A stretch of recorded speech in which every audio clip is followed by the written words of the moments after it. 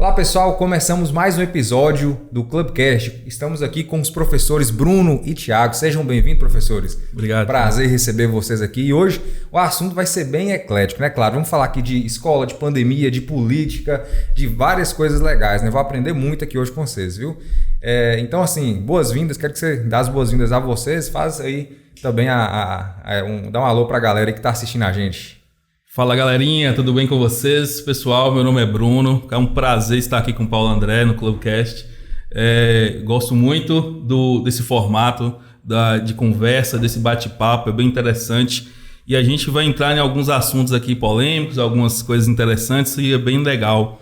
E para me apresentar, meu nome é Bruno, eu sou professor de língua portuguesa e de redação, sou formado em Direito, acadêmico de Letras também, né? Sou pós-graduado aí em Direito Administrativo e Direito do Trabalho e trabalho hoje atualmente com cursos profissionalizantes, né, na área aí de concurso também, mas hoje atualmente eu trabalho na escola, no Instituto Pedagógico Crescer aqui de Porteirinha.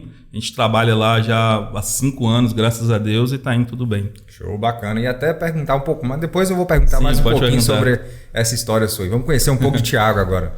Boa noite, galera. Meu nome é Thiago, né? Sou formado em Ciências Sociais pela Unimontes, pós-graduado em Ensino de Sociologia para o ensino médio e especialista em Políticas Públicas pela Unimontes. Estou na carreira aí de professor há 12 anos, né? Já trabalhei em diversas escolas do município e atualmente eu trabalho no Núcleo Educacional de Porteirinha, UNEP, né? Que já tem 10 anos que eu estou lá. E também trabalho na Escola do Paraguai e na Escola do Bom Jesus, né? Nas duas escolas aí, uma municipal e outra estadual. E é engraçado, igual o Bruno colocou, né? Essa história aí da profissão. Eu me descobri professor, né?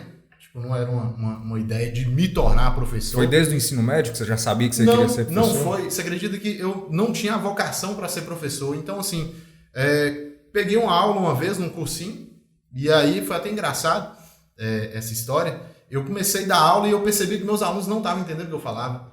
E aí uma amiga minha falou assim comigo, cara, dá aula para você. Entra para dentro do quarto, olha pro espelho e começa a dar aula. A partir do momento que você começar a entender o que você está falando, é que você está utilizando a dinâmica certa, a metodologia certa para você passar para seus alunos. E a partir daí, eu comecei a tomar gosto. Eu falei, não vou ficar muito nesse negócio não, vai ser tipo 6 meses, 1 ano.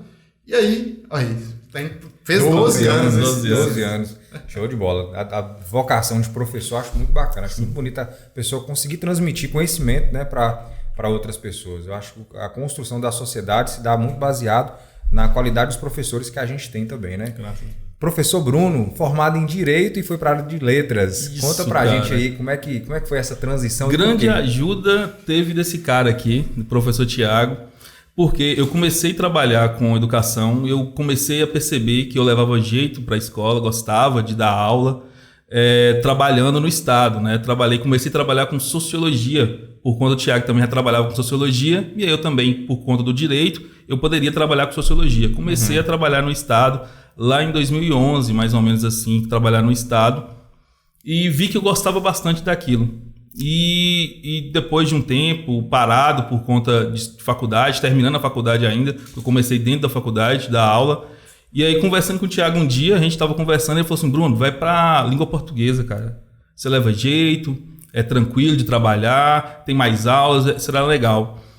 E aí foi a mesma coisa com o Direito, cara, quando você começa a trabalhar com aquilo, você se vê apaixonado por aquilo, e aí já se perdeu, né? Não tem como mais voltar atrás. Eu me descobri professor de língua portuguesa, mesmo sendo da área do Direito, advoguei por um período, mas acabei vendo que não era a minha praia, falei assim, não, isso aqui não é para mim, eu sou professor mesmo, eu vou ter que assumir essa carreira para mim. Já estava trabalhando com língua portuguesa e alguns cursos assim, em cursinho pré-vestibular também a gente estava trabalhando com isso, com redação, e eu vi que eu gostava daquilo, assim, não, é isso que eu quero para minha vida, e agora eu vou me dedicar.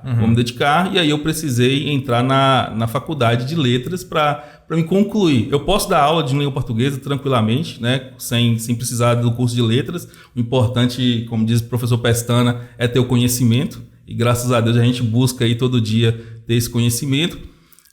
Só que eu pretendo ser né, graduado aí em letras por conta não só da profissão, mas por amor à língua portuguesa mesmo, por gostar da profissão.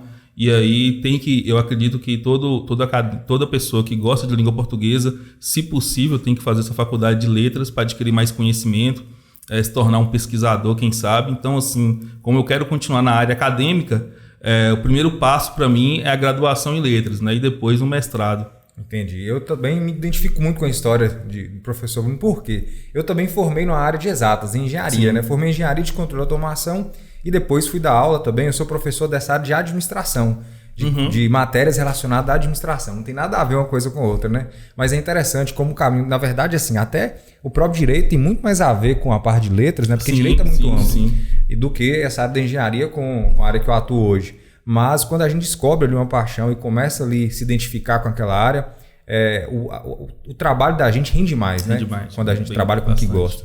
Até essa área de professor, né? Não sei se vocês concordam, a gente... a profissão de professor é aquela que a gente pode falar assim, eu sou professor. Porque às vezes, quando eu trabalho ali com outra área, eu estou naquela profissão. Não quer dizer que eu sou engenheiro, que eu sou gerente. Eu estou gerente de uma empresa, por exemplo. Sim. Mas professor, independente da profissão professor, a gente é professor.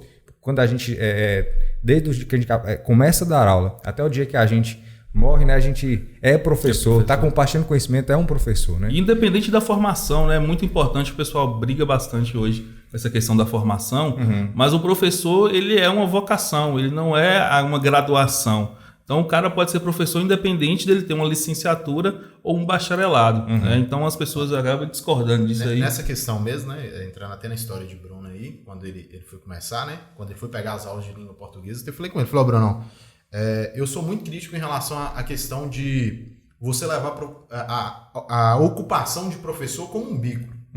Porque até uma das questões que eu trago para mim, que uma das causas da desvalorização do professor é essa ideia de que assim, não estou conseguindo nada, eu vou ali dar umas aulas, sabe?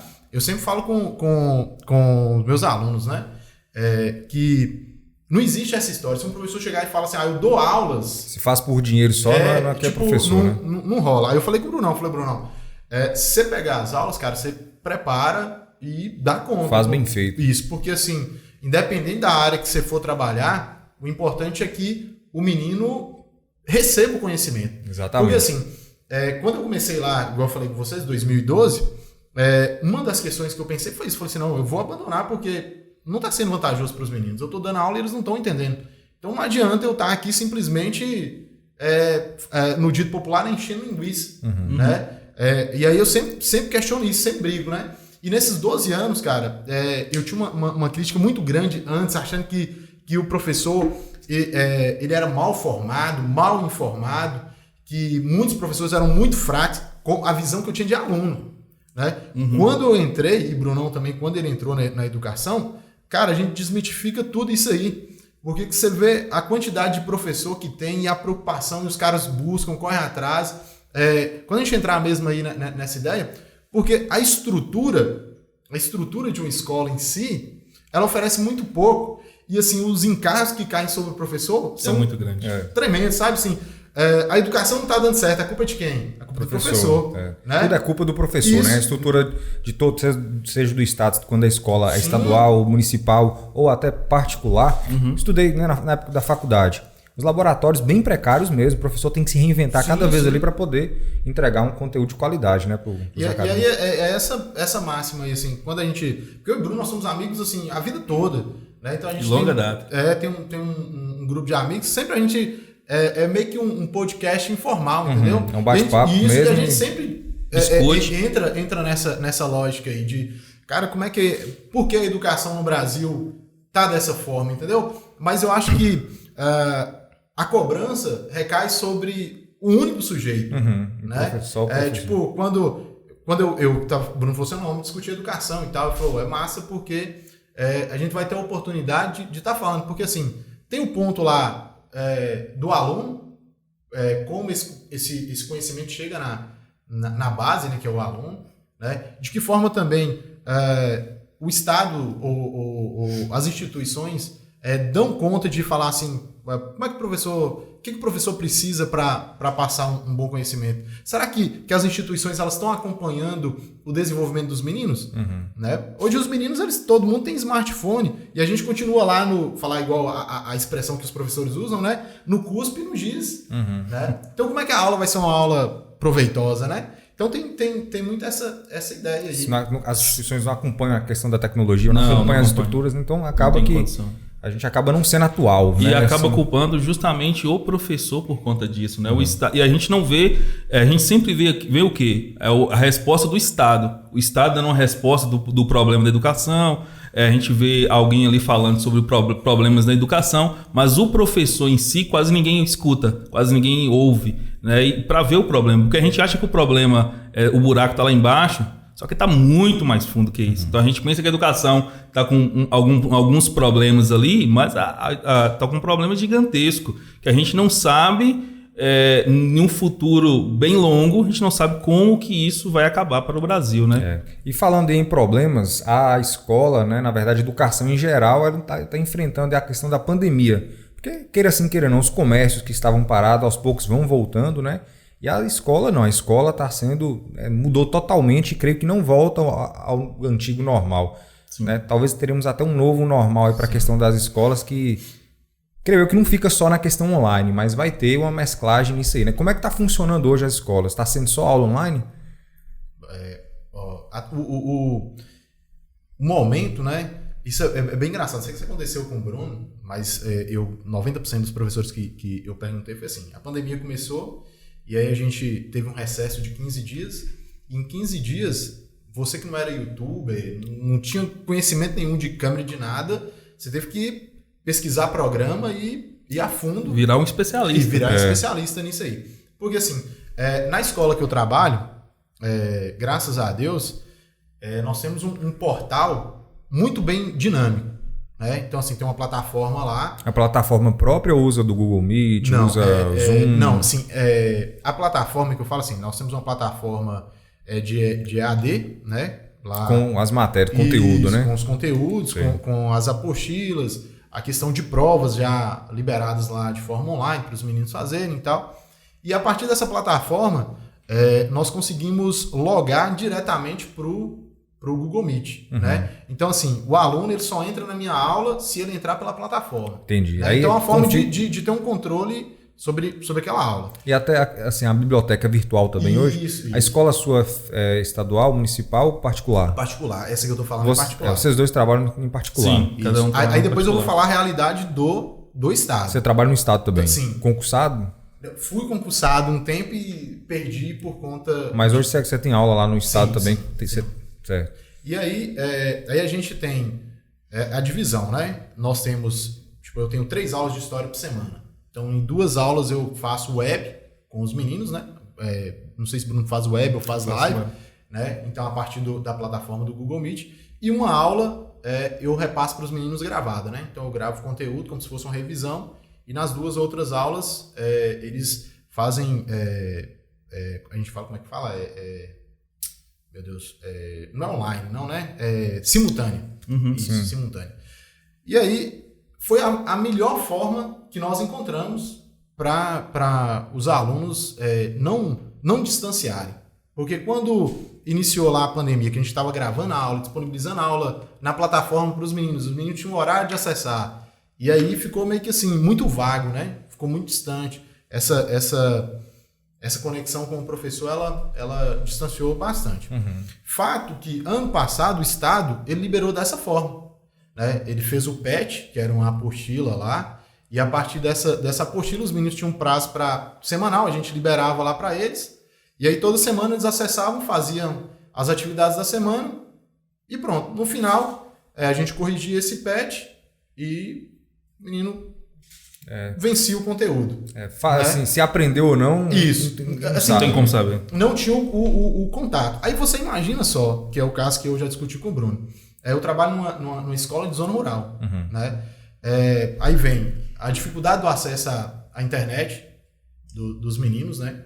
Porque muitos até nem 4G tem, né? 3G no máximo. Aí eu falo assim, a diferença, aqui os meninos que estudam no estado, que moram na cidade, é um abismo gigante de um menino que, igual mesmo atendo os meninos da região ali da Mumbuca, Bom Jesus 2, aquela região ali, dificilmente os meninos têm acesso à internet. Então, vira e mexe, alguns mandavam mensagem assim, ô professor, eu tô mandando a atividade hoje, porque meu pai só foi na cidade colocar crédito agora e é o único momento que eu tenho de mandar atividade. Né? Então, assim, no Estado não preparou uma estrutura que ajudasse essa interação entre professor e o aluno. Né?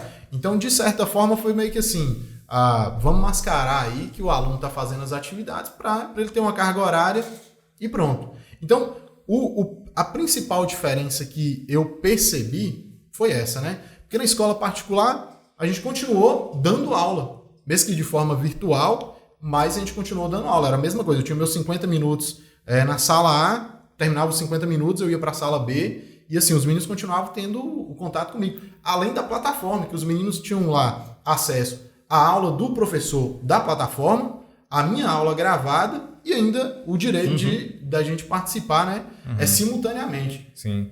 E no seu caso, também é da mesma maneira? Da mesma forma. A gente tem também uma plataforma, e essa plataforma, como o Thiago disse, ela é fantástica. A gente trabalhar com uma plataforma totalmente voltada para o ensino remoto, né? Porque a gente teve essa dificuldade. Como o Thiago disse, a gente ficou... Na nossa escola, nós ficamos 2 dias sem aulas antes de entrar em quarentena. E aí a gente começou já da mesma forma, tendo aulas. A gente no começo não tinha o Google Meet, era por Instagram, a gente fazia live no Instagram normalmente. Live aberta para... Live aberta só para os alunos, né? Era Instagram privado. Próprio. Sim, cada professor criou um Instagram privado justamente para ter a aula com aqueles alunos. Aí aceitava só os alunos e a gente tinha uma live ali. Só que rapidamente a escola já mudou para o Google Meet e aí a gente começou a trabalhar com o Google Meet. E aula normalmente. Nós temos 5 horários. 5 horários de aula, normalmente o aluno tem ali para estar estudando com o professor. Além, como o Thiago disse, outros professores dentro da plataforma para você revisar algum conteúdo, tem ali também a aula, né? A gente passava outras videoaulas também para eles terem esse contato, seguindo o livro. Então eles tinham o livro lá, tinha toda a disponibilidade do livro, as provas online, né? Agora a gente fez... O ano passado a gente não fez prova online, mas esse ano a gente está fazendo prova online. No ano passado a gente estava só nos testes, porque era novo para os alunos e lá era 6º ao 9º ano, então os alunos ficavam com meio receio de fazer prova online ainda, eles estavam aprendendo, então a gente estava ensinando eles. Essa prova online é a plataforma própria da escola? A plataforma própria da escola. A gente é o sistema Bernoulli, então o sistema Bernoulli ele te dá toda a estrutura para você montar uma prova, e aí você monta a prova, coloca as alternativas e ele te dá todo o resultado lá, você sabe assim... Ele esminucia toda a prova. Você sabe quanto que aluno errou tal questão, quantos acertaram tal questão, a porcentagem de erro, a porcentagem de alunos que marcaram a resposta errada foram na... O tempo engraçado, assim, e tem como prever a questão de cola, por exemplo. Alguns sites, algumas plataformas, não sei se a que vocês trabalham não tem, mas tem a possibilidade de verificar se tem algum acesso simultâneo em outra página.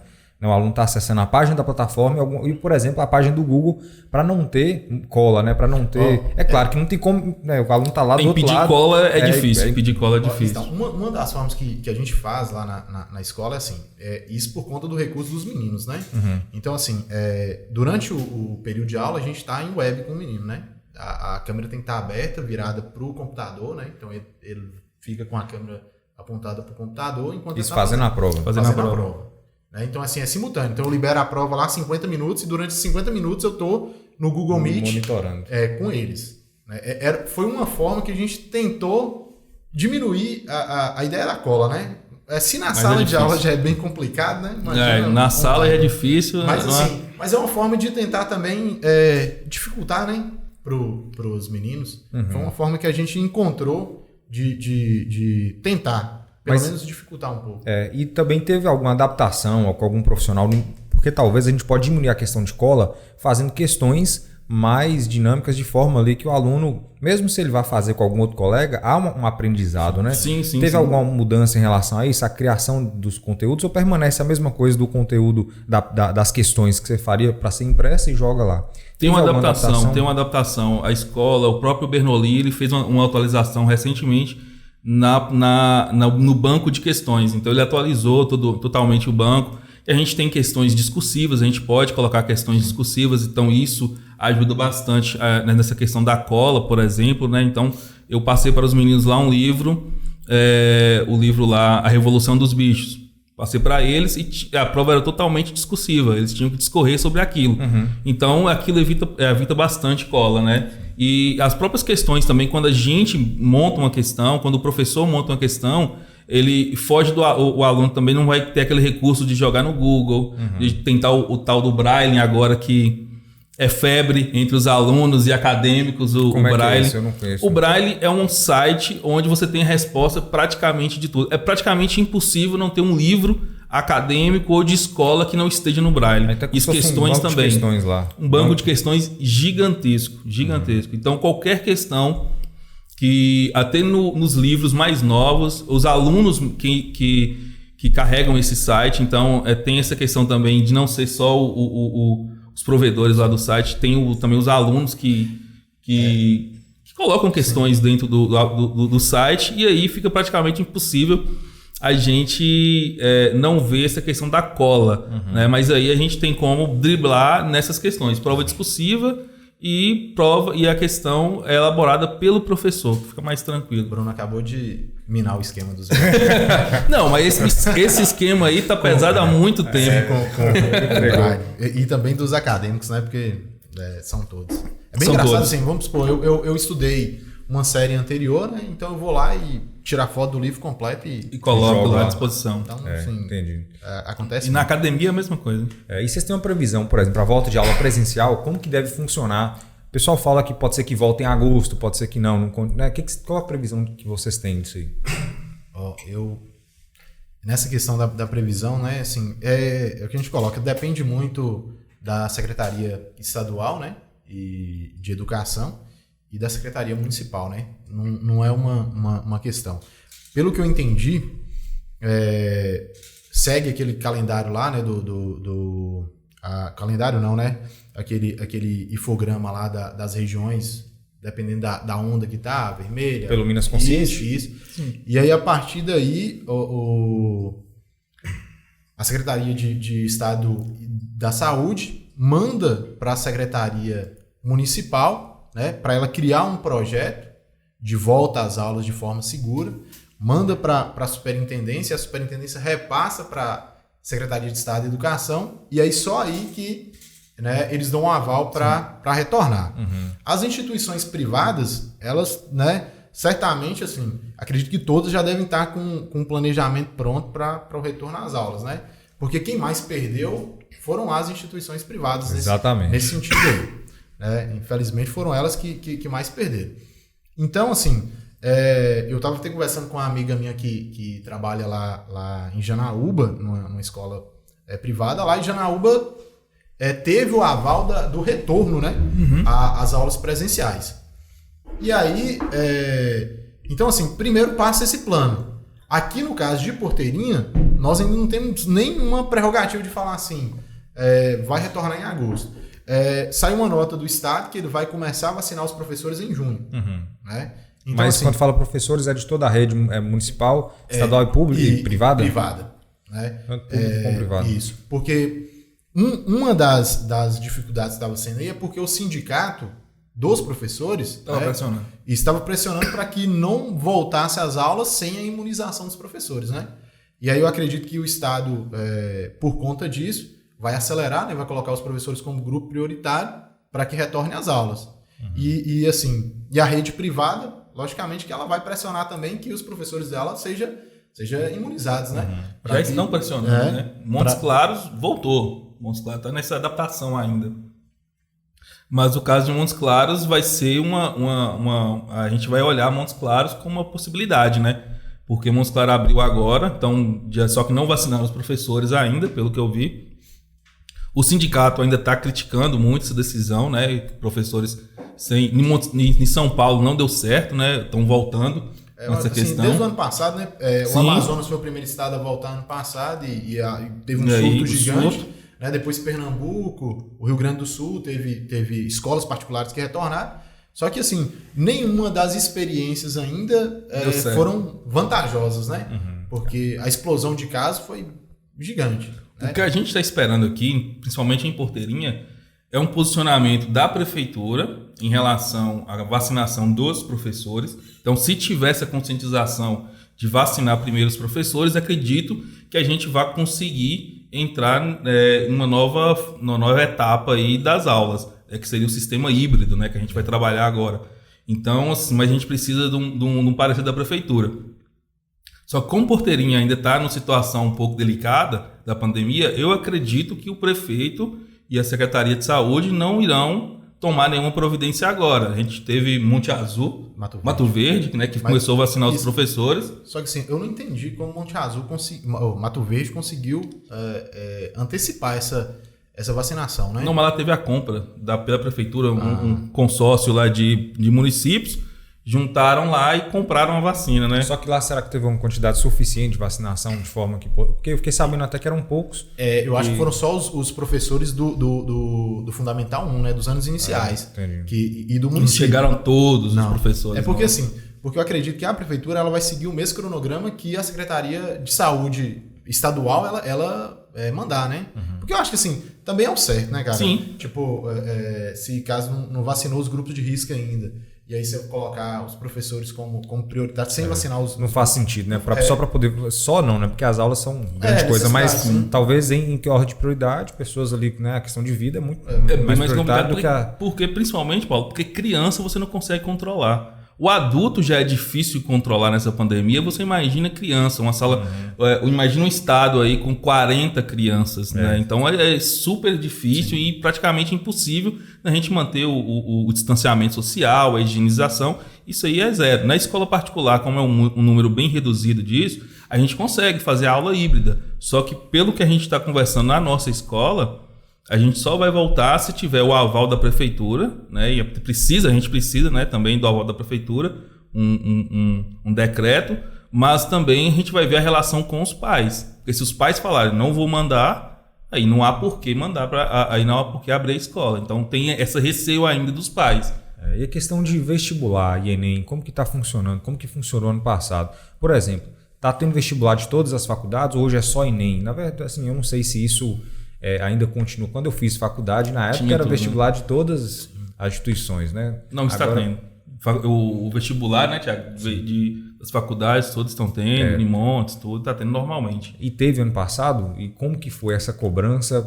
Porque a gente enxerga que há um déficit da aprendizagem. Cara, foi um abandono.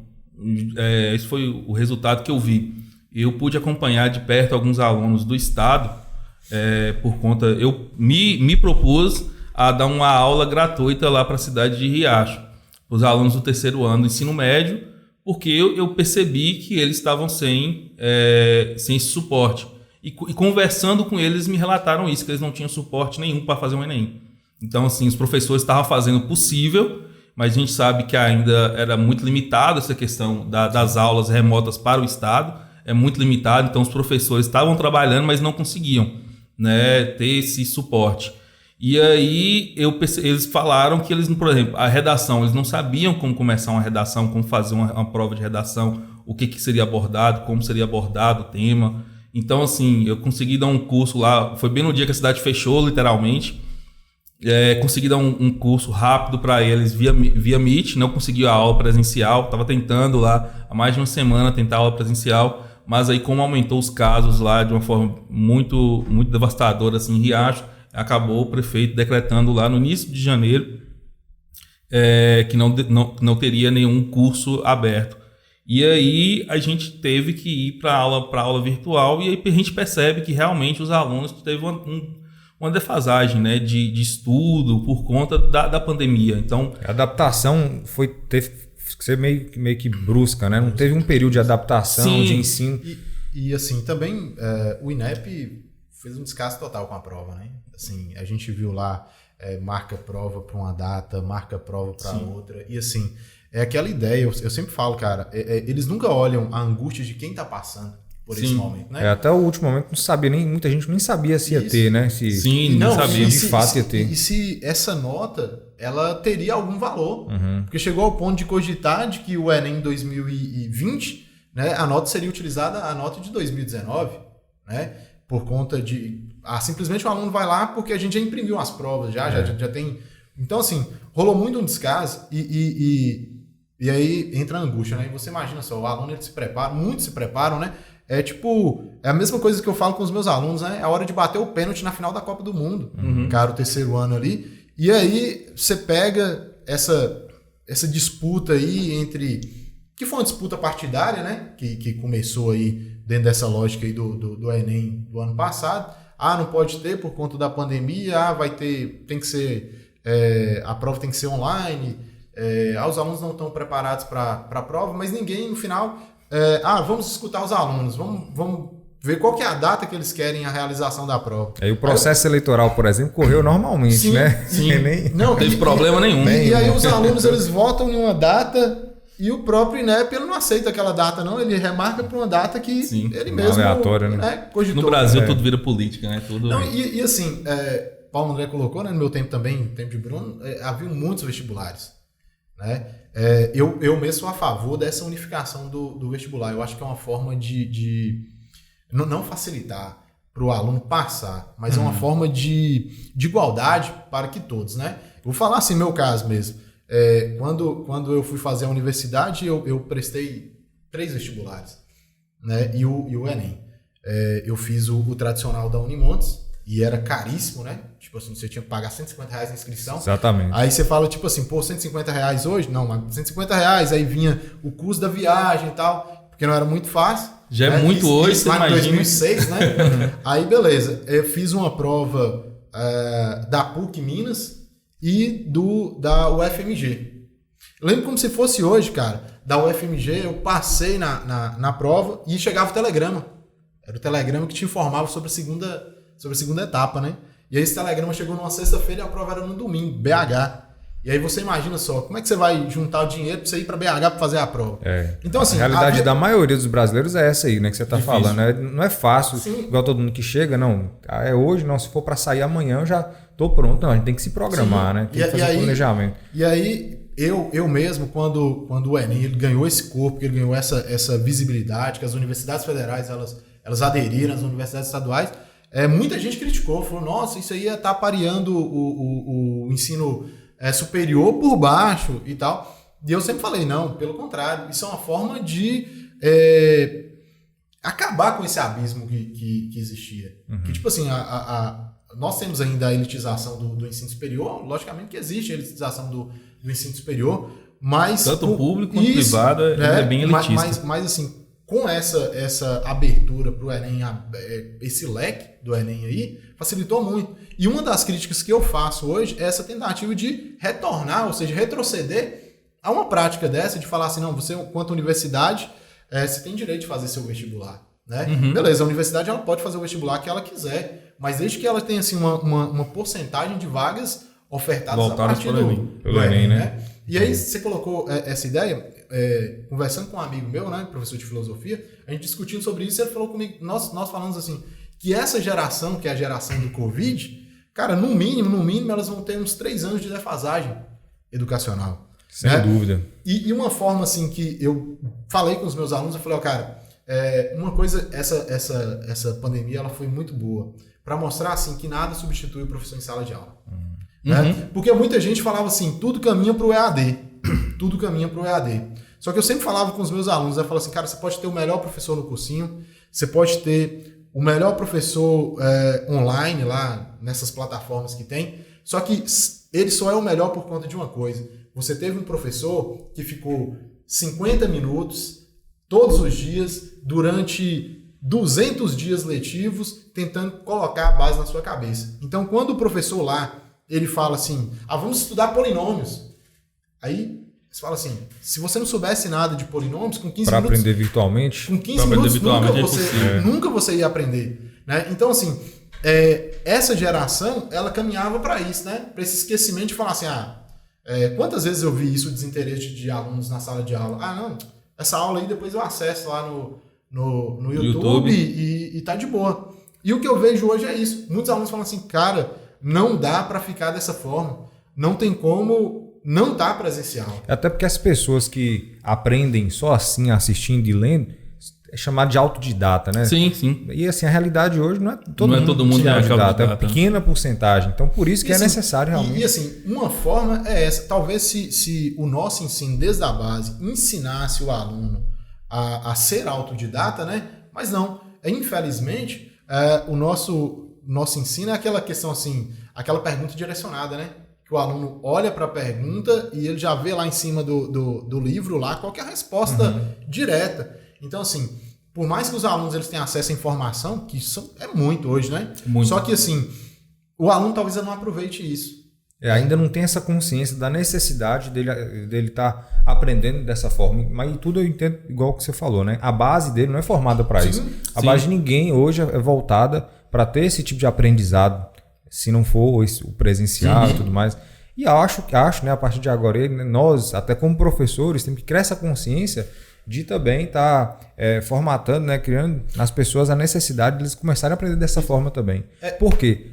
Eu acho que não volta também 100% presencial. 100% talvez o híbrido, né? Talvez o híbrido de uma forma lá, não sei, 60% presencial e 40% online. Pelo menos a faculdade em que eu dava aula, antes da pandemia, a gente estava tentando implementar esse sistema híbrido. Até para a economia financeira, né? Assim, o operacional mesmo, né? Os professores ali, todos os dias no prédio da faculdade, tem os cursos. Então, todas as faculdades particulares estavam migrando para esse ensino híbrido. Então, eu creio que a tendência também para ensino público. Vocês acham também que faz sentido isso aí? Para o ensino público, eu acredito que seja bem difícil a gente migrar totalmente para um ensino online. Eu não acho que não cabe, principalmente para a questão pública, não ter condições, o pessoal público. E eu acho também que o ensino à distância, o ensino online, ele vai te levar a determinado lugar, ok. Mas para te levar, você precisa de uma base. Eu acho que sem essa base, né, presencial, o aluno não tem como ele migrar para o ensino online, que para mim ele não vai aprender nada. Ele vai... como que eu vou alfabetizar uma criança via online?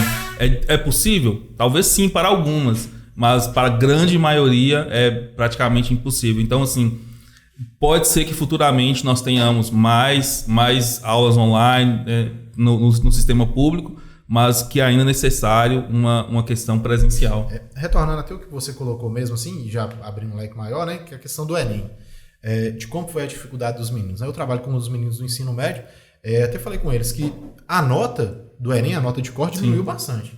Né? Então isso é reflexo do resultado da pandemia. E assim, os alunos do Estado, eles tiveram que verdadeiramente rebolar sozinho para conseguir chegar nesse ponto. Tanto é que professor particular, cara, você pode fazer uma pesquisa assim por alto aí, que você vai ver que o número de alunos que procuraram professor particular aumentou. E os cursos online também aumentaram assim, exponencialmente. Não tem condição, tanto que professor online, professor de Instagram, começou a ganhar dinheiro com isso, né? Nunca se viu tanto. Eu vejo até você lá nas redes sociais, a presença sua hoje é bem forte nas redes sociais, né? Opa, que bom. Thiago, não acompanha tanto? Você tem feito um trabalho nas redes sociais? Eu, diferente de Bruno... Thiago ela é mais tradicional nisso aí. Não é essa questão, assim... talvez pela dinâmica, né? Eu acho que eu tenho pouca desenvoltura para esse meio. Eu acho que eu tenho pouco. Tem nada. Não, eu acho que eu tenho. Não, sério, eu acho que eu tenho pouco desenvoltura. Mas assim, eu já fazia um trabalho com os meninos dessa forma, que é aquela questão de a gente usar didática, né? Sim. Que depois a gente pode até entrar nisso. A gente sempre usou. Muito distante. Mas só para concluir o raciocínio aqui, para não perder a linha, uma das coisas que eu falava sempre com o Bruno é isso. Você falando do ensino híbrido.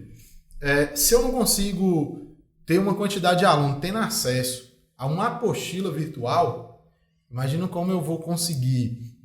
O Estado, cada sala tem 45 alunos. Né? Aí você pegar aí 60% em um dia e 60% no outro. Cada sala, vou dar um exemplo aqui, a Escola Miguel José da Cunha. A Escola Miguel José da Cunha ela tem 1.500 alunos.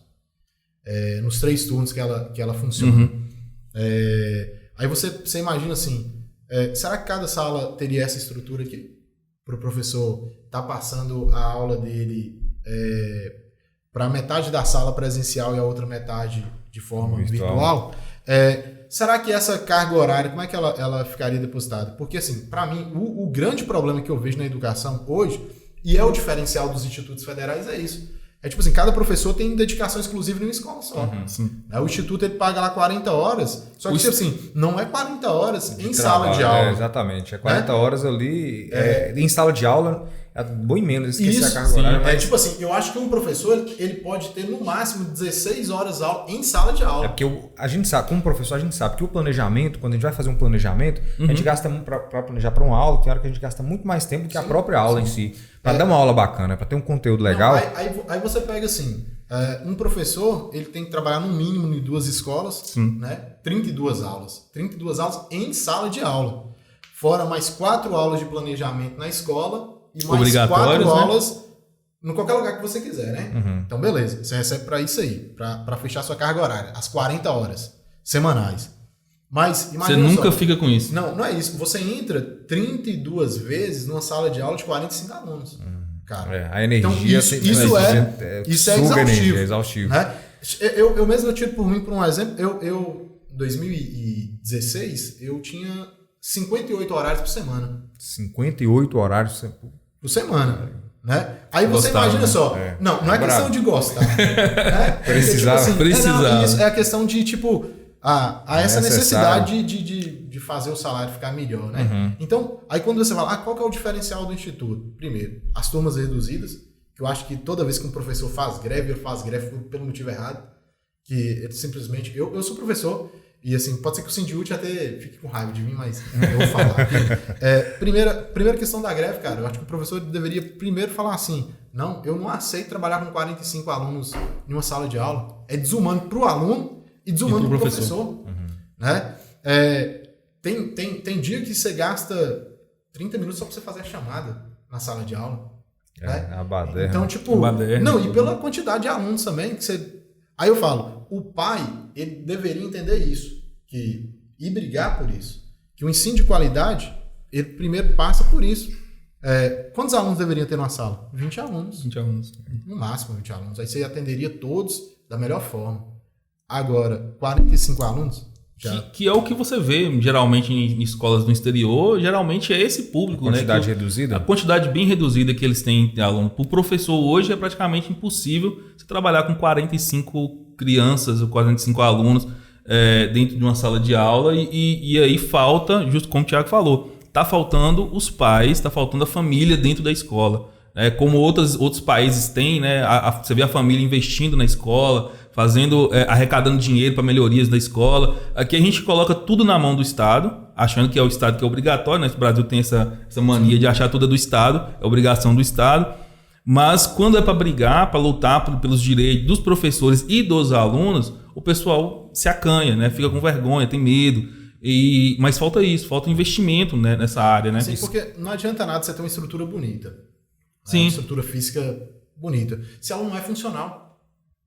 Cara, então, tipo assim... Se você for no Miguel hoje, você vai encontrar uma estrutura violenta. A escola praticamente é uma empresa gigante. Né, Thiago? Você vê lá câmeras de vigilância, quadro interativo, uma biblioteca bem formada, 3 salas de informática. Então, assim, tem laboratório, tem microscópio, tem tudo. Bem formado, mas ele não é funcional. Não tem como você utilizar tudo aquilo. Porque, na verdade, talvez o recurso humano ali, talvez não é suficiente, né? Sim. Porque essa quantidade ali de atenção. Você tem 45, 50 alunos, não sei quantos alunos. Talvez para um profissional dar a atenção que o aluno precisa, acaba não dando conta, né? O tempo sendo curto. Não, eu vou dar um exemplo. Imagina um professor de física que leva 45 alunos para um laboratório para fazer uma experiência. Complicado. É impossível. Né? Então, tipo assim... Isso entra até num tema que eu quero falar aqui, mas antes disso, só dar uma pausa aqui e pedir pro pessoal, um bate-papo desse aqui, vale a curtida, não vale, pessoal? Vale. Tem que valer a curtida e se inscrever no canal, viu? Vocês têm que se inscrever no canal para acompanhar, porque o bate-papo aqui tá show de bola. Thiago, toma água aí, rapaz. Você tá só Falando da sede, não? Não, já acostumei, né? 16 horários por dia. Acostumado a falar assim, sem parar. Tá calejado já, né? Mas eu queria falar da municipalização das escolas. Por exemplo, quais são as vantagens e desvantagens? Vocês acham que esse bate-papo aí que foi levantado recentemente faz algum sentido? As escolas têm a perder, têm a ganhar? Qual a opinião de vocês sobre isso? Eu sou totalmente contra a municipalização. Na verdade, o que prevê, né, de fato o projeto? A municipalização seria a prefeitura, o município tomar conta das escolas estaduais. Não, as escolas do ensino fundamental. Dos anos iniciais, ensino fundamental 1, até o 5º ano. Né? Mas hoje já não é assim, por exemplo? É porque assim, na Constituição é dever das escolas municipais ofertar o ensino para os anos iniciais. Né? A pré-escola, a creche, né? E até o dever 5º da ano. prefeitura. É dever do município, né? Isso. E aí o Estado ofertar o ensino fundamental e médio. Eu falo assim, para um município pequeno. Mas essa municipalização, ela prevê o quê? Qual que é a alteração? A alteração as escolas que têm o ensino fundamental até o 5º ano, elas passariam a ser responsabilidade da prefeitura, do município. Então o ensino fundamental passaria... Fundamental 1. Fundamental 1. Isso, do 1º ao 5º ano. Fundamental 2 seria do 6º ao 9º. Isso. Aí permaneceria sob a tutela do Estado ainda. Mas do ensino fundamental do 1º ao 5º ano, passaria para a mão do município.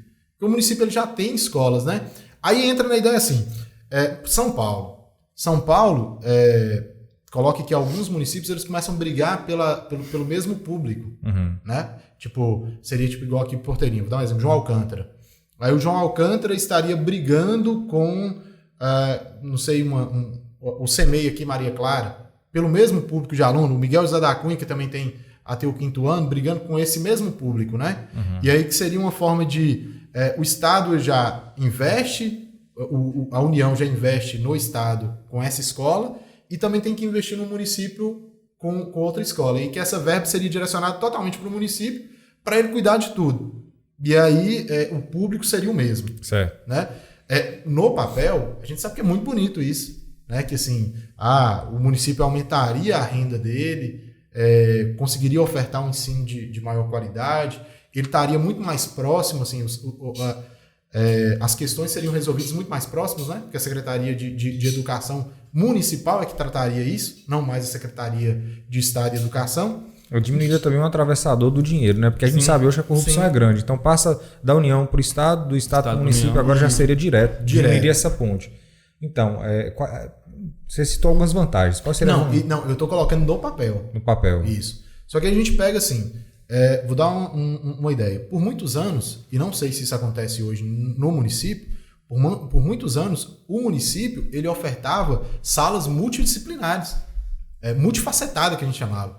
Ou seja, vamos supor, nós estudamos aqui, né, uma escola no município que era pequena, ela atendia alunos do 1º, do 2º, do 3º e do 4º ano ao mesmo tempo. Na mesma sala? Isso, uma única professora atendia 4 níveis educacionais de uma vez só. De todas as matérias, né? Português, matemática, sim, tudo. Ao mesmo tempo e 4 níveis. Aí já entra nesse ponto. O abismo que a gente tem. Cara, é aquela corrida desleal, né? Não faz sentido isso. Não, assim, um aluno que foi alfabetizado dessa forma, quando ele chega... Para competir com outro que teve a sequência correta ali. Né? Aí isso que é um questionamento. Talvez essa pouca vigilância sob a tutela do município não daria esse direito dele ofertar esse tipo de ensino? Né? Então, isso é uma preocupação, né, que eu tenho em relação a isso. Fora a questão de como alocar os profissionais que já são concursados no Estado, se a educação vai ser municipal. Será que seria por empréstimo, né? Como acontece já. Ficaria na folha do Estado, Ficaria na folha do Estado, mas trabalhando pelo município. Igual acontece no Instituto. Quando já acontece bastante isso. Isso já é uma prática bem comum no Estado. Eu acredito que isso aí não tem como fugir dessa municipalização. Vai acontecer. Sim. Eu acredito, como você disse, Paulo, que a questão da diminuição da probabilidade de corrupção fica menor quando você realoca o dinheiro diretamente ao município. Então, isso é uma proposta do governo, já foi discutido várias vezes, já tem proposta Então, assim, eu acredito que vai acontecer. Realmente, o problema dessa proposta é o município. Será que o município vai se comportar com isso? Como que ele vai se comportar? E, principalmente, cadê a fiscalização? Então, teria que ter uma fiscalização muito mais dinâmica em cima do município por conta disso. Então, assim, eu acredito que seja o futuro, que a gente não tem como correr disso, mas eu acredito que precisa a gente ainda adaptar, porque o município vai receber um dinheiro alto, ele vai ter que lidar com um número gigantesco de alunos agora, então ele vai ter que também ser fiscalizado se está fazendo tudo correto, né? Se está tendo alimentação, se está tendo a questão da condução dos meninos, principalmente, e dos professores também, se está sendo uma especialização ou se está sendo aquele empurra-empurra de cargo, de vamos colocar fulano ali que é amigo nosso, vamos colocar cigano ali que é... Não, então vai ter que ter uma fiscalização maior sobre isso, né? Eu acredito que quem tem mais a perder nisso são os municípios os alunos. pequenos. Os municípios pequenos? Sim. Os municípios pequenos, eu acho que... Fica difícil a fiscalização, porque, assim, né? Infelizmente, nos municípios pequenos a gente ainda tem aquela política de clientela, né? Uhum. De apadrinhamento e tal. Né? Fulano votou nesse ciclano, então não vou dar emprego. Então, já que votou em mim, não, eu tenho que mandar embora fulano. E caberia a Câmara dos Vereadores, né? Aí já é a peteca para eles, né? E eles teriam que fiscalizar o município sobre então, isso. Assim, eu acredito que quanto menor o município... mais difícil vai ser. Sim. E a qualidade. Porque assim, alguns anos atrás teve um projeto que a prefeitura ela fechou as escolas pequenas e levou os meninos para as escolas maiores, as escolas municipais. Isso aí deu um pé de briga tremendo. Né? Absurdo. Isso. É a mesma coisa, né? Até os pais entenderem que era melhor. Porque até então, esses meninos que estudavam numa escola... Vou dar um exemplo básico aqui. Tipo assim, um menino que estuda lá na comunidade do Rio dos Cocos. Lá estudavam 6 meninos. Aí não tinha necessidade de fazer uma... aí um estudava no 5º, outro no 4º, outro no 3º. Aí o município ia colocar uma professora para cada aluno. Nunca, né? Aí pegava esses meninos, colocava tudo em uma sala só e o professor dava aula para todos eles, que é o que eu coloquei aqui. E aí a proposta foi o quê? Ao invés desses meninos, a escola ficar funcionando, eu tiro a professora de lá, levo a escola para a escola mais próxima, maior que o município tem, que seria a escola do tanque, e aí a partir daí eu vou alocar esses meninos na sala. Então eu vou ter um gasto maior com transporte público, mas eu vou ter uma qualidade melhor na educação. Estrutura melhor, né? Para esse menino. Desde o início, quando fizeram isso, eu falei assim, cara, isso é uma boa. Porque assim, é uma forma do menino tá crescendo de certa forma. Porque a gente mas ainda tem os problemas de infraestrutura do município, né? Também que eu vejo que os alunos acabam pagando esse pato aí, porque quando eu trabalhei no estado, eu vi alunos acordar às 4 horas da manhã para poder pegar 2 ônibus para poder chegar na escola 7. Então, dentro do município de Porteirinha. Então, isso é complicado, mas né? Isso aí é no Brasil inteiro, né? No Brasil inteiro. Tipo, na verdade, até quando eu também eu estava no ensino médio, eu estudei, o meu 2º ano foi em Janaúba. Sim. E aí, não tem jeito, a gente, né? Assim, tinha que para poder tentar, assim, a gente julgava que era um ensino melhor. Sim. Acordava cedo, 5 horas da manhã e tudo mais para poder ir. Entendo eu que, infelizmente, isso aí é algo que é difícil. Sim. Igual, tem algumas localidades que são distantes. Para poder levar o ensino até lá, ou então, talvez até... E se levasse o ensino até lá, ia acontecer essa mesma causa que eu coloquei aqui. A qualidade bem menor, né? Não sei. Só que essa questão da municipalização, cara, que sabe o que eu observo muitas das vezes, né? Assim, tem prós e tem contras. Sim. E o ser humano, por tendência, ele é resistente a mudanças. Sim. Muitas das vezes a gente costuma não... Já vai mudar, igual você falou, que muitos pais foram contra até entender que era melhor. Sim. Por quê? Era uma mudança. Não. A gente tem tendência a deixar do jeito que está, né? E tem muita gente, e que eu percebi que não é o caso de vocês, né? Eu vi argumentos bem plausíveis quanto a isso aí. Muita gente acaba olhando para o próprio umbigo. Olhando assim, não, peraí, vai ser o professor, né? Vai ser ruim para mim, não. Então eu sou contra. Mesmo que talvez seja bom para... Os professores muitas vezes são desinformados, né? Acabam assim, eu vou perder meu emprego. Ou ao contrário também, né? Eu sou a favor porque vai ser bom para mim.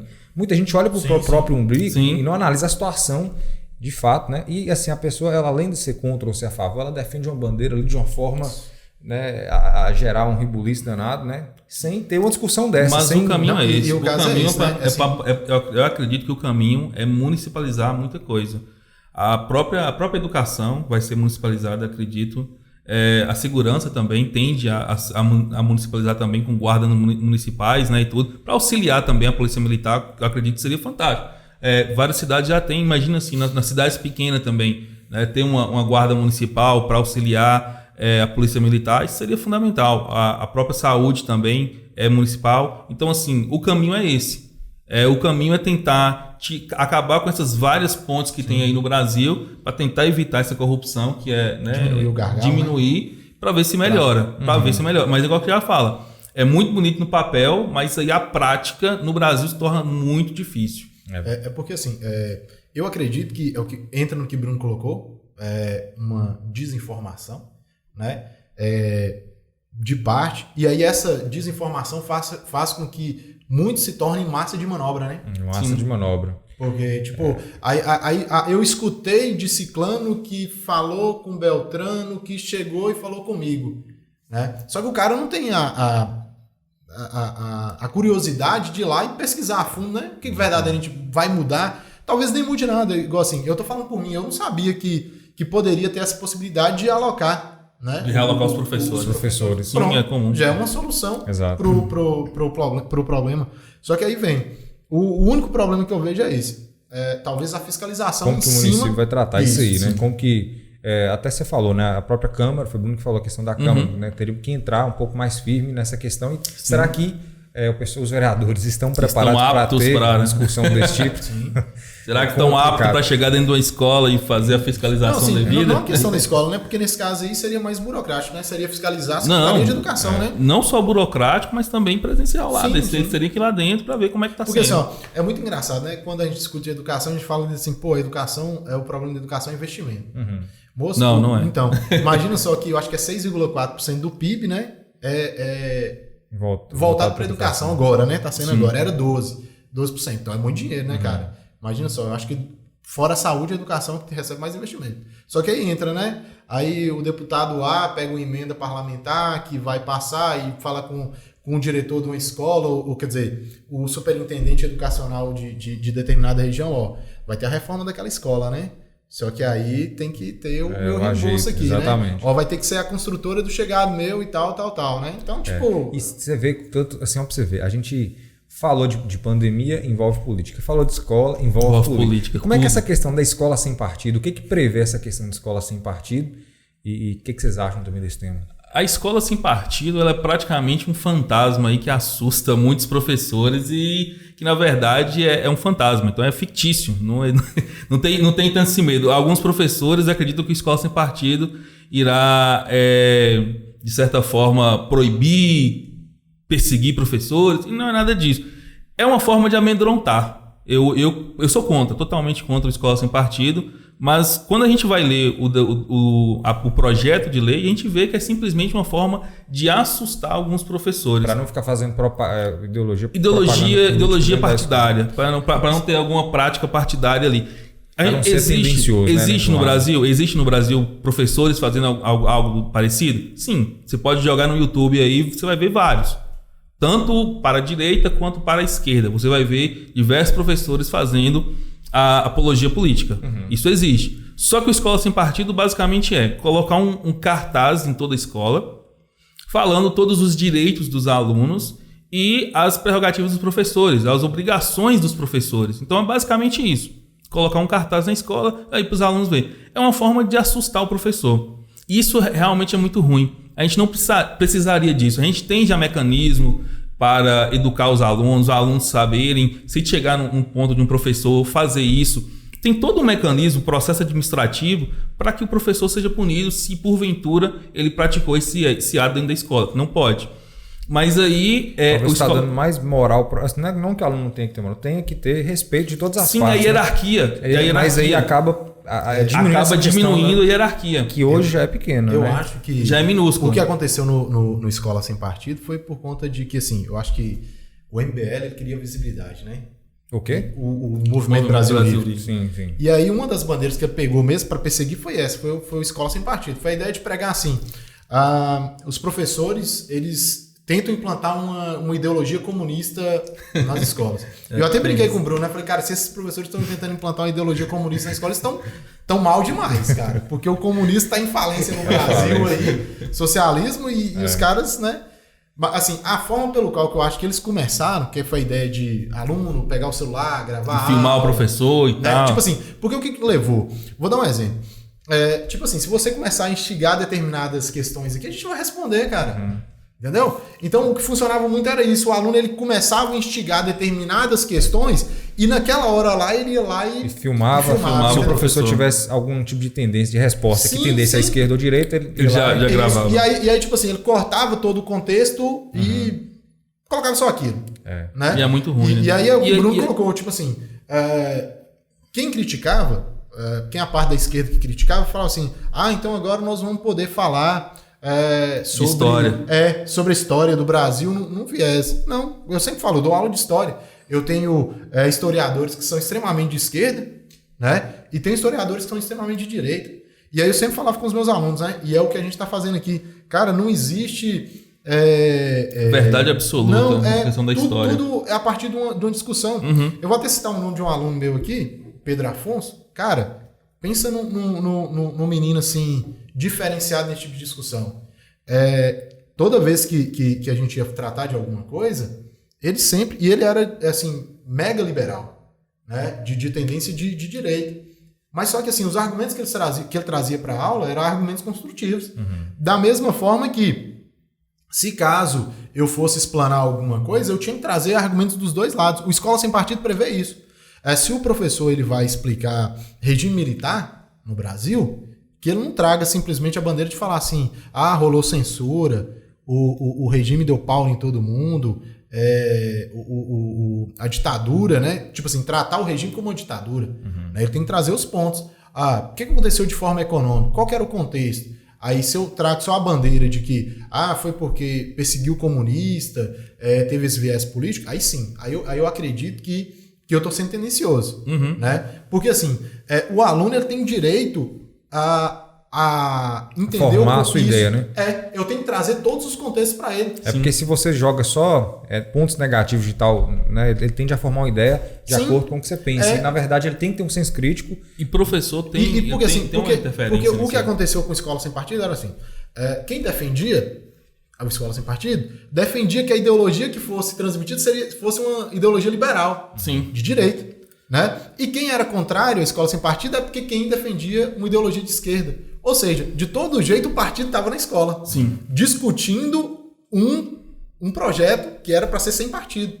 E aí o que faltava? O que faltava era simplesmente abrir o leque e falar dentro assim, gente, nós estamos tentando tratar de que não há uma forma de polemizar a discussão, mas uma forma de que o professor seja obrigado. Bruno, quando ele vai trazer uma matéria de português, ele tem que contextualizar ela de várias formas, para que o aluno ele compreenda.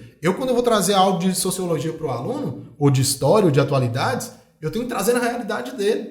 Né? Para que fique mais fácil. E aí, tipo assim, se eu estou tratando um tema polêmico, se eu estou tratando lá igual o Bruno, Revolução Russa, o Bruno tratou lá da Revolução dos Bichos, né? Aí eu tenho que trazer tantos pontos de desenvolvimento que o socialismo lá na Rússia ele trouxe naquele período, mas também tem que trazer os retrocessos que ele teve, né? Então, assim, isso é a Escola Sem Partido.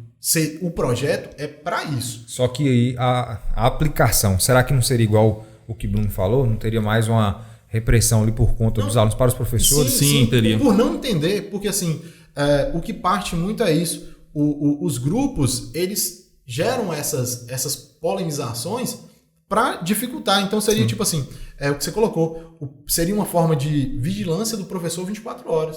É porque quem defende a Escola Sem Partido, geralmente tá preocupado com a galera, a esquerda, que está elogiando, de certa forma, o partido, alguma coisa assim. Então, estão mais preocupados com isso. Então, se não estão preocupados, os dois lados políticos, eles não estão preocupados se vai ter uma escola realmente sem partido. Então, basicamente cada um quer defender o seu lado, cada um quer ver a sua vertente sendo discutida na escola.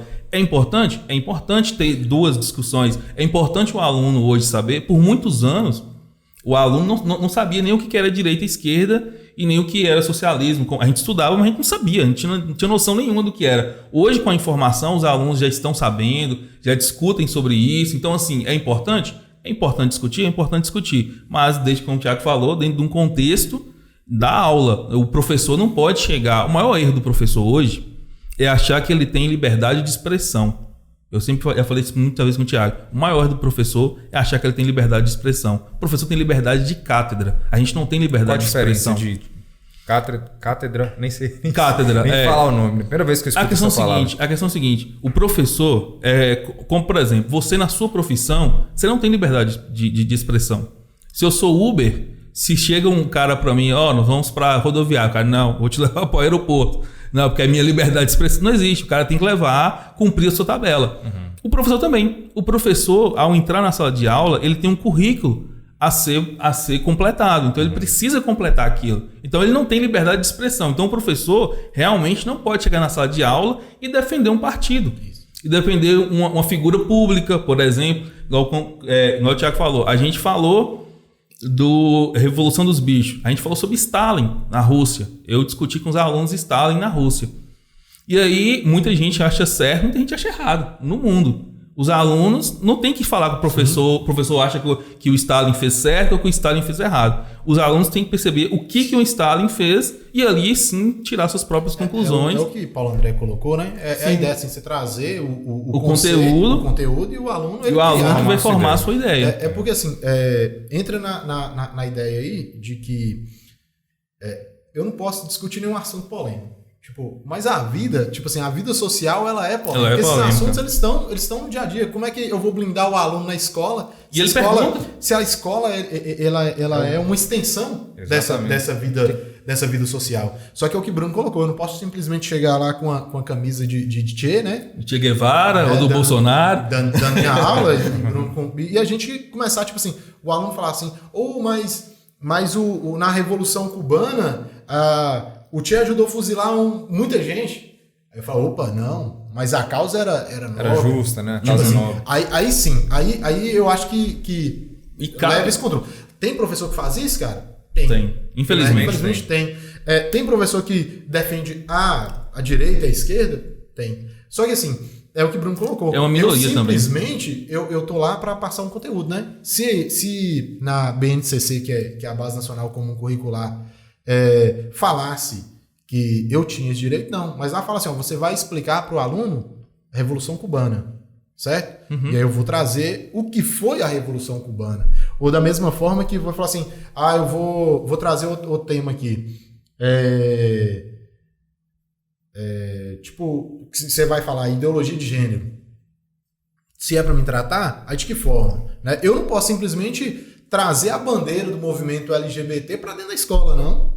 Né? Uhum. E também não posso trazer uma visão machista do que é. Uhum. Né? É aquela ideia. Logicamente que eu sou um sujeito político, mas nessa hora aí, o profissional tem que falar muito mais alto. O professor, basicamente, principalmente nas aulas de história, de sociologia, de filosofia, o professor tem que ser muito jornalista naquela hora de ser imparcial. Ele precisa ser imparcial, né, Thiago? Ele precisa mostrar os fatos, o que aconteceu, não esconder. Não falo de jornalismo, porque o jornalismo no Brasil não o jornalismo hoje, né? Assim, até a gente vê tudo, ele vai gerar ali, ele gosta de polemizar para poder vender, né? Para poder vender. Então, o jornalismo sério realmente tem esse poder, sim. Ele tem que ser imparcial. Tem que ser imparcial. Não hoje consegue enxergar isso. Realmente. Tipo assim, você imagina só, seria tipo o professor, ele é um juiz de futebol. Vou dar um exemplo, torço pro Galo. Só que eu vou aplicar o clássico Galo e Cruzeiro, tipo, a camisa fica lá no vestiário, né, cara? Eu já trabalhei com os alunos, por exemplo, já trabalhei a questão do porte legal de arma. A gente faz nas aulas de redação, eu sempre trago atualidades para eles, porque redação do Enem, tu tem que trazer algumas atualidades. Trouxe porte legal de arma. E aí, galera, vocês é contra ou a favor? E aí, os meninos discutiam. Jogos violentos causam mais violência ou não? E aí, os meninos discutiam. Mas aí, professor, qual que é a sua opinião? Não tenho opinião, não. Mas fala aí de se é a favor ou se é contra, tá bom. Você tem que tomar bastante cuidado, muito cuidado. Porque no final das contas você tem sua opinião. Sim, eu tenho minha opinião. Eu não posso deixar transparecer ela. Que é o que Bruno colocou. A máxima do Escola Sem Partido é essa. Que o professor ele não traga a sua opinião. Sim. pro de debate. certa forma, tá certo. Né? Isso aí tá certo. Não, é o professor certo. não, o certo. É o Só certo. que a aplicação estava sendo feita errada. Só que, né, esse detalhe da pessoa, quando ela for, esses pontos aí da escola sem partir de si, reprimir o professor mais do que já tem hoje. A gente vê muito desrespeito por parte dos alunos, comparado com antigamente. Se for ter mais poder, né, para essa questão dos alunos, para aquela questão que a gente comentou da hierarquia. Teve parlamentar aí pedindo em TV aberta para os alunos filmarem os professores. Isso é desumano. É porque o que Bruno colocou, né? Tipo assim, a forma de aplicação não previa isso. A forma de aplicação do projeto não prevê que o aluno... que o aluno podendo utilizar o celular em sala de aula, né? Não previa isso. Mas só que assim, polemizou-se tanto a necessidade de utilizar aquele projeto como trampolim eleitoral naquele momento ali, fez com que isso acontecesse, essa caça às bruxas, né? Naquele momento. Então, assim... Se o aluno entender dessa forma, o problema também é aquela questão dele chegar. O aluno já vai entrar na sala de aula procurando brecha para poder cair em cima do professor. Principalmente, né? Claro, a gente não pode generalizar. Ali. Aquele aluno ali que é mais desleixado para estudar, você vai aplicar uma prova ali, ele vai já estar munido ali de alguma coisa que tira de contexto, igual você falou, para poder... Né? E você também falou algo interessante, Thiago, que se a gente não leva um tema polêmico, a gente acaba tirando ali o poder de discussão do aluno em algum momento, porque a vida é polêmica. Esses temas polêmicos aí, a pessoa senta numa conversa, senta num bar, senta para conversar com a família, se ele não entende daquele assunto lá, né, acaba sendo uma conversa um pouco mais pobre. E o professor, se ele ficar impossibilitado de levar esses temas polêmicos, isso aí acaba acontecendo de um empobrecimento por parte do aluno, acredito eu, né? Sim. E aí, se for aplicado dessa forma, creio que vários professores, com medo de perder o seu emprego, ele vai acabar realmente não levando nada, vai acabar sendo aquele professor bem pacífico, bem tranquilo e evitando ao máximo de levar esse tema. Sim, esse é o maior problema. E assim, o professor hoje, ele precisa trazer alguma coisa da sociedade, ele precisa trazer alguma educação que não seja apenas aquela educação que está no currículo. Eu já um dia conversando com um professor de educação física e ele, um professor totalmente diferenciado. Nas aulas dele não era só futebol e vôlei. Ele ensinava os alunos meio de pressão, a questão de primeiros socorros, várias coisas. Aí eu perguntei por que ele fazia isso. Ele falou, cara, muitos aqui moram na zona rural. Chega lá na zona rural, médico, enfermeiro, é raro de se ver. Aconteceu alguma coisa, o aluno tem que ter pelo menos consciência do que está acontecendo. Uma noção, né? Pelo menos uma noção. Então, assim, algumas coisas a gente tem que trazer para a sala de aula. Algumas discussões a gente precisa trazer, questão de racismo, respeito, então tem que trazer. Algo que falta, né? Educação financeira. Cara, isso, falta muito. Educação financeira. Muito. A pessoa e até começou, né? Assim, com o movimento aí de empreendedorismo na escola, assim, essas feiras de empreendedorismo. Eu até mesmo participei de um projeto, fui tutor de um projeto na Escola Miguel, no ano de 2018, foi 2019, que era um projeto do governo do estado, meu primeiro negócio. E assim, cara... Só que talvez se não fosse tratado como um projeto, como uma extensão, e sim uma matéria, igual português e matemática, ele no terceiro ano... No município já tem. Já tem? Já tem. Show de bola. Não educação financeira, mas empreendedorismo. Empreendedorismo, né? Bacana, as escolas municipais, elas já têm. É porque, de fato, tanto o empreendedorismo, como assim, a gente pode tratar como coisas juntas ou também separadas, porque cuidar do dinheiro é uma coisa que é importante. É importante dentro do empreendedorismo também. E empreender também, despertar o espírito empreendedor das pessoas é algo que é fundamental hoje em dia, né? Porque por muito tempo a escola ela demorou de entender isso, né? De que assim, o aluno ele não necessita fazer um curso superior. Sim. Porque a escola, ela forma para isso, meio acadêmico, né? Muitos diretores pensavam assim, não, mas meu papel é aqui, é ter aprovação no vestibular e tal. Exatamente. E aí eu mesmo sempre criticava isso, falava assim, cara, o cara ele tem que ser um cidadão de bem, né? Independente do que fosse. Eu lembro quando eu trabalhava na zona rural, eu sempre falava isso com os meninos, né? Falava, cara, você tem que dar orgulho pro seu pai, né? Eu falava direto com os meninos, falava assim, eu gosto de todo aluno, desde que ele não seja um aluno desrespeitoso comigo. Né? Tem que ser amigo de todos. Né? É uma dinâmica que eu tenho, tem que ser amigo de todos. Para que eles não sejam desrespeitosos. E também não critico o aluno, porque tem aluno, cara, no meu tempo, mesmo tinha aluno que não queria estudar. Sim. Ele não era conteudista. Mas só que o cara, não tinha nada que ajudava ele com isso. Só que o cara, ele sabia mexer com eletrônica, ele sabia mexer com marcenaria, tinha desenvoltura que eu não tinha.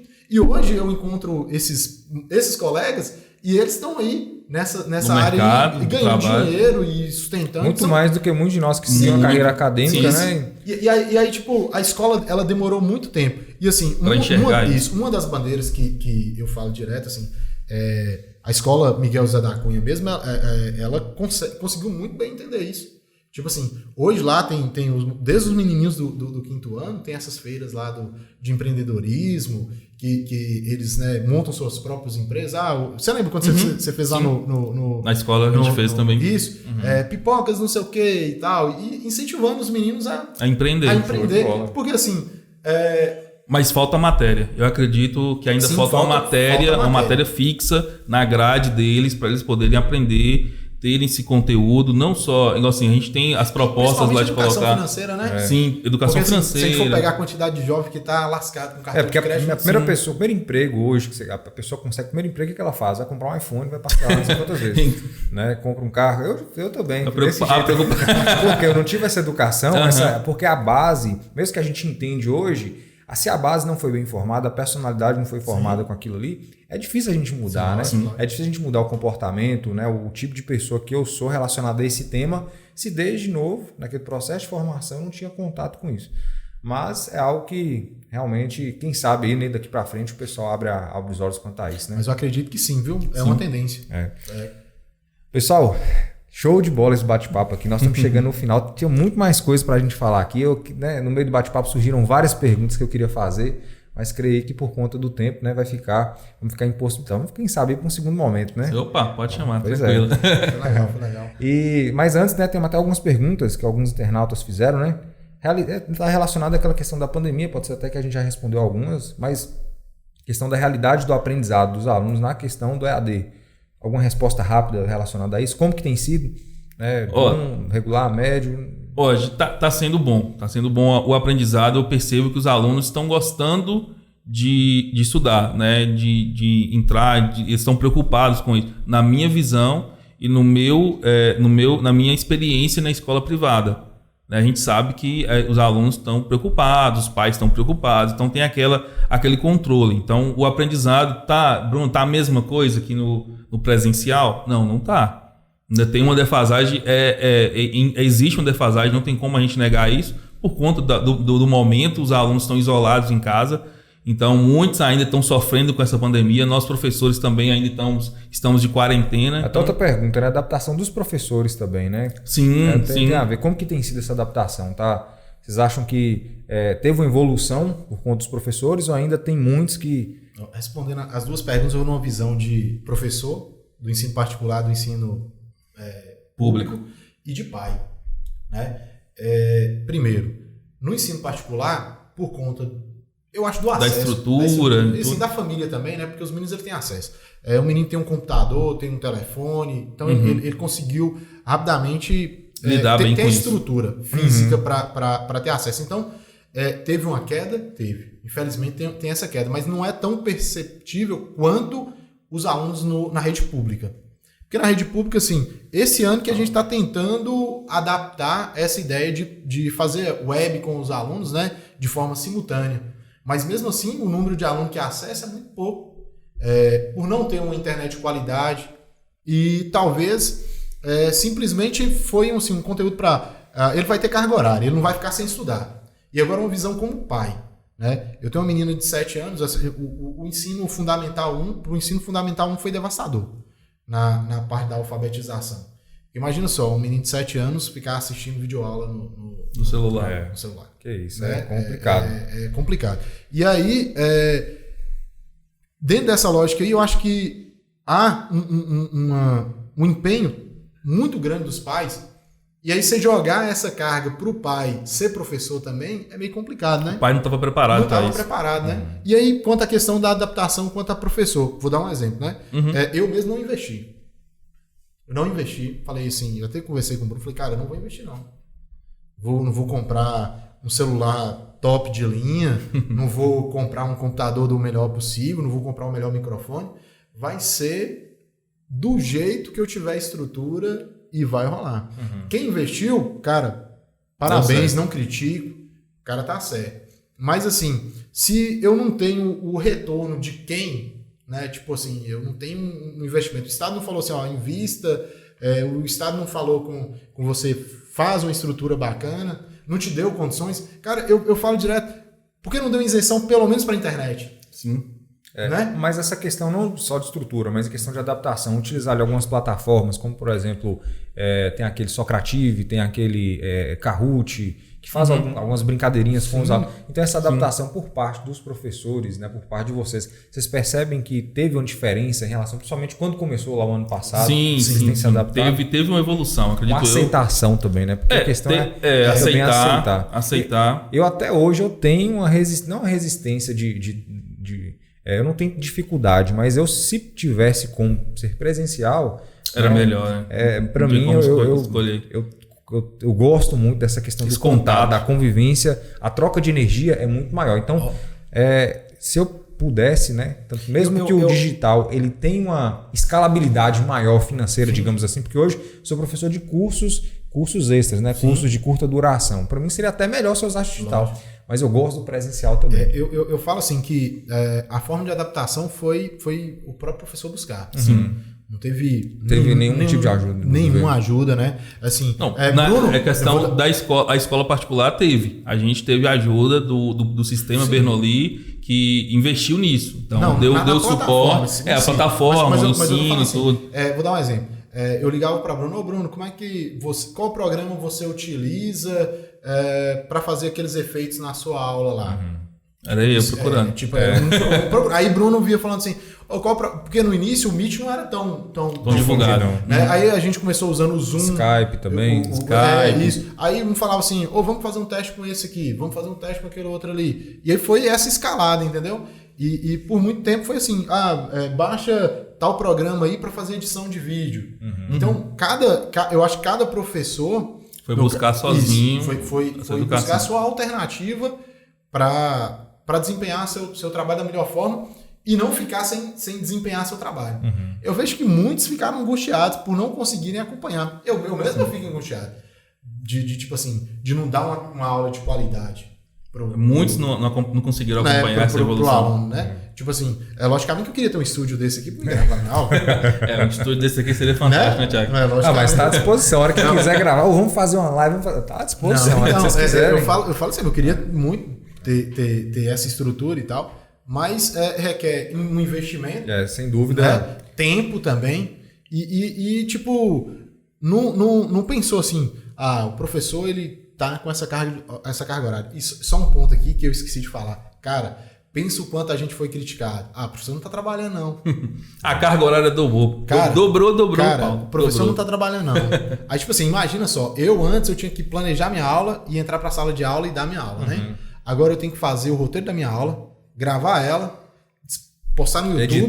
Editar, postar no YouTube. Beleza, fiz isso. Aí, no outro dia, eu tenho que ir lá e aparecer online para os meninos, que seria o que eu estava entrando na minha sala de aula. Beleza, fiz isso. Aí à tarde, que eu acho que eu ia descansar, não, eu vou preencher a parte burocrática. Exatamente, né? Todo aquele diário de classe de forma ali. Ver quem estava presente, quem não estava. Não, e não é isso não. É tipo assim, isso aí a gente ainda faz. Mas além disso, eu tenho lá um anexo 1, um anexo 5, um anexo... foi feito, o que foi feito, tem várias... Cara, isso aí... A burocracia que o Estado está exigindo dos professores é desumana. Eu passei um pouco disso aí na época da faculdade também, porque agora, né, por conta da pandemia, o curso que eu dava aula fechou. A faculdade particular fechou, mas eu passei a burocracia muito, muito chata.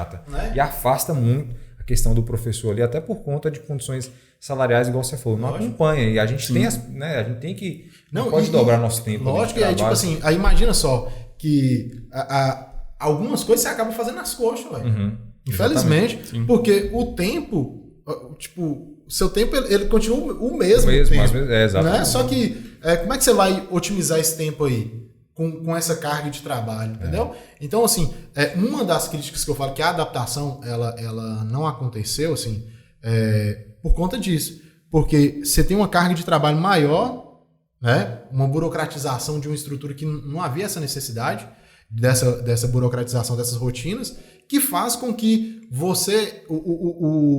O ponto final, que era a cereja do bolo, que é a necessidade que o aluno tem, talvez ela não tenha tanto empenho por conta dessas outras rotinas burocráticas que você tem. Né? Exatamente. E uma última pergunta aí, na verdade, está relacionada a erros de português nas empresas, né? Você lembra de fato como é que foi a pergunta? Foi até um internauta fez essa pergunta sobre a questão das empresas aí, como lidar com esse problema. Cara, eu sempre falo com os alunos, né? A gente tem que tomar muito cuidado com a língua portuguesa, não é querendo dar aula, mas a gente, principalmente no mercado de trabalho, né, Paulo? A gente sabe, a gente recebe currículo, a gente conversa com alguém ali. E, infelizmente, por mais que a gente tenha um coloquialismo, que hoje é muito forte, principalmente nas empresas, você vê aí o Nubank, a Netflix, usando de um coloquialismo na língua, e é interessante, é válido, porque o coloquialismo faz parte da nossa... A língua ela é viva, então faz parte, mas algumas questões ali, ela acaba atrapalhando o empregador, acaba atrapalhando ali o funcionário a se desenvolver até na empresa. Então, os erros de português acabam acontecendo, a gente vê em cartazes, a gente vê... ao tratar pelo telefone, então a gente tem que tomar muito cuidado. Alguns estudos básicos, se me seguir ali no Instagram, vai ver várias dicas. O que eu acho bacana dessas dicas é porque assim, hoje, por mais eu me considerava razoável no português, né? Eu escrevi até bem na época de TCC e tudo mais, a gente tinha contato com aquilo ali, mas quando eu fui me afastando dessa questão da escrita e me aproximando desse coloquialismo, principalmente hoje nas redes sociais, todo mundo, né? Não se preocupa e tal. A gente acaba lendo uma palavra ali 5, 10 vezes errada, a gente acaba tomando ela como certa e você vai escrever, poxa, será como é que escreve tal palavra assim? E a gente fica na dúvida de palavras simples.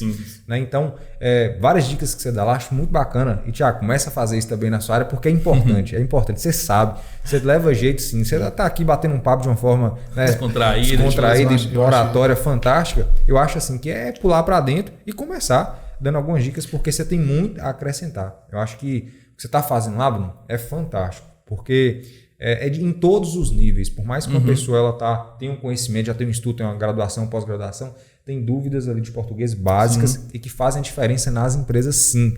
Eu, para você ter ideia, eu fiz uma prova, fui fazer uma contratação, poucas empresas fazem isso aqui, né? Eu fui fazer uma contratação, aqui geralmente predomina o quê? Você é filho de quem? Não é de quem? Não conheço seu pai e sua avó, pode entrar para trabalhar. Né? É claro, tem um processo isso é de entrevista. importante? Porque historicamente sim, faz sentido. Mas eu fiz uma prova e nessa prova, além português e matemática, estava lá. E coisas simples, uma concordância verbal, acentos, vírgulas, pontuação em geral, coisas simples. E muita gente errou, né, alguns detalhes. Porque é importante. Eu preciso colocar um colaborador que ele saiba se comunicar pelo WhatsApp de forma correta. E mesmo ele sabendo, a gente sabe que vai errar. Sim, às vezes, Paulo, o erro de português, ele, principalmente nas redes sociais, a gente tem esse costume, sem acento, não usar vírgula, não usar ponto. A interpretação de texto ela acaba tendo alguns problemas. Então, assim, por falta disso, desse estudo, dessa preocupação, muitas vezes você manda uma resposta ali para um cliente e o cliente fica sem entender. Uma vírgula faz a diferença na interpretação e tudo. Eu vou até contar um negócio que pode falar a palavra. Pode. Uma vez eu estava explicando uma matéria para os meninos lá na escola, isso foi até engraçado, e aí eu estava falando sobre Império Bizantino. E aí eu fiz o desenho lá e tal, eu escrevi assim, centro urbano, fiz só o CU, né? Centro urbano e meio rural. Aí explicando e tal. Aí um aluno falou assim, não, isso aí não é centro urbano, não, isso aí é cu. Aí eu falei, aí tipo, olha aí, olha o erro de português do professor, né? Eu falei assim, moço, não, aí esse aluno falou assim comigo, aí eu falei, não, moço, cu é com acento, não é não? Aí ele virou pra mim e falou assim, eu dou meu cu e aí apostou bem. Aí eu falei assim, vou pesquisar. Aí eu mandei mensagem pra Bruno, né? Perguntando, pra saber. E eu falando, é uma questão de um acento, né? E acertou? O aluno acertou? Acertou. Então não correu risco, não. Não correu risco, não. Ele era bom de português. Ele era bom. Pessoal, olha só, muito bacana o bate-papo aí, finalizamos de forma bem descontraída, bem enriquecedor. Agradeço demais a presença suas aqui, espero ter vocês aqui mais vezes, a gente falar aqui de diversos outros assuntos. Faltou tema demais pra gente colocar aqui.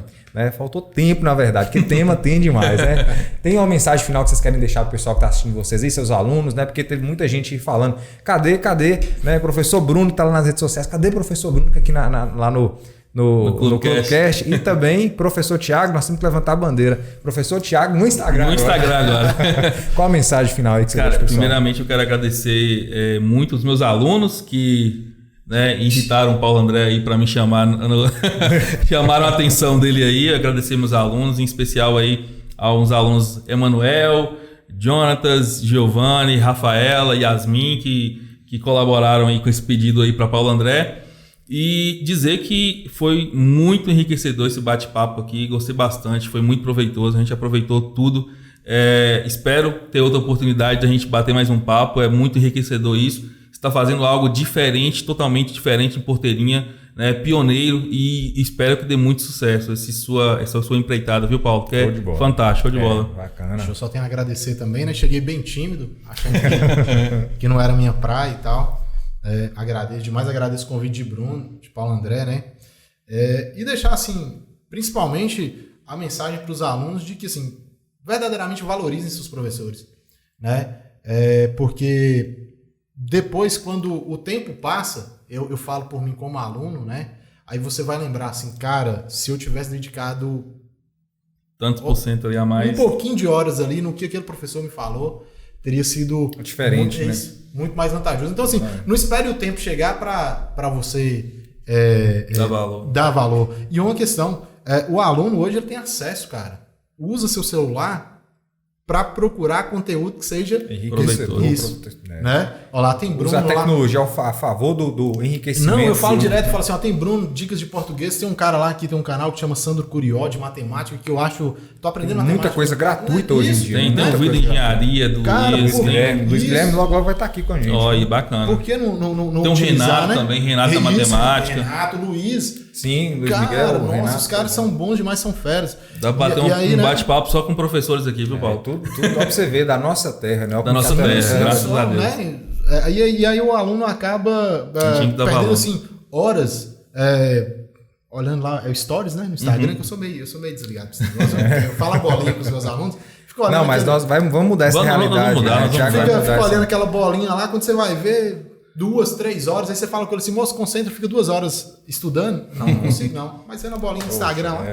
A história de quem estuda é diferente. Eu escutei isso uma vez e essa frase fala assim, é diferente. Não estou falando assim que só estudo que garante, não, mas é diferente. É diferente. Não, assim, e não é que você não precisa se tornar um acadêmico não, mas é diferente quando você para conversar com alguém que tem conhecimento. Exatamente, é diferente. Cara, tem horas mesmo, eu sou bom de prosa pra caramba, converso com todo mundo. Moço, tem vezes que eu chego ali na praça, eu encontro uns senhorzinhos aí de 80, 90 anos, e aí você fala assim, conhecimento mesmo, tanto conhecimento de vida, quanto esse conhecimento, traz esse enriquecimento. E aí os alunos eles acabam se fechando nesse mundo virtual.